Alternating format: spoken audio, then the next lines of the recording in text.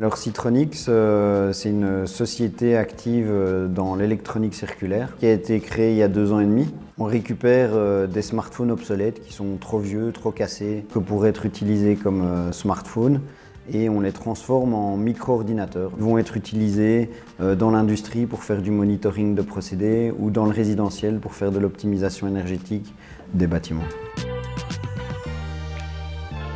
C'était un constat assez simple qui était de se rendre compte que des composants de smartphones obsolètes sont encore commercialisés à l'état neuf alors que les smartphones sont détruits et recyclés. Et donc l'idée c'était de voir et d'évaluer s'il y avait un potentiel de réutilisation dans d'autres applications. Alors aujourd'hui, on a une gamme de clients qui est assez large. Ça va de l'ingénieur passionné par son travail, en passant par des startups ou des PME, puis ça va jusqu'à des très gros groupes industriels qui ont compris que pour réduire l'impact environnemental de leurs activités, ils doivent réinventer la manière dont leurs produits sont produits.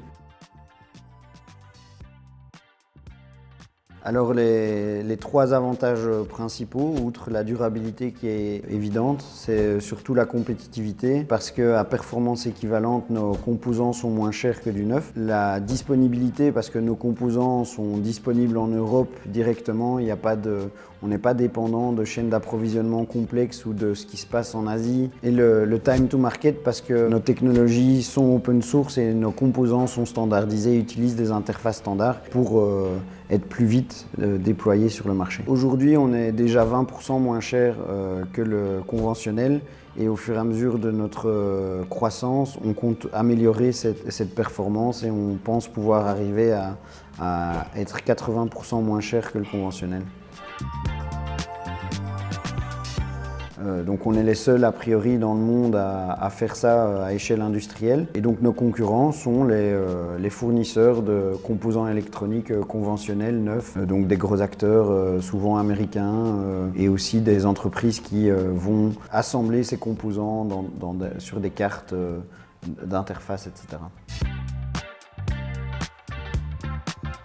Oui, donc dès le début du projet, il s'est révélé avec un aspect international dès le début, puisqu'on a très vite développé un partenariat avec Fairphone, qui est un producteur de smartphones européen basé en Hollande. Donc d'un point de vue approvisionnement, c'est déjà européen, et puis des gros clients qui se trouvent aussi à l'étranger, en Allemagne en l'occurrence.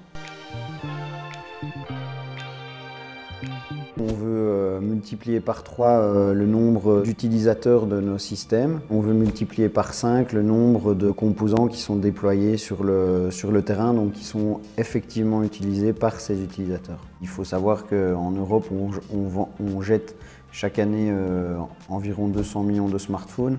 Donc le volume et le potentiel de reconditionnement ou de réaffectation des composants est tout à fait là.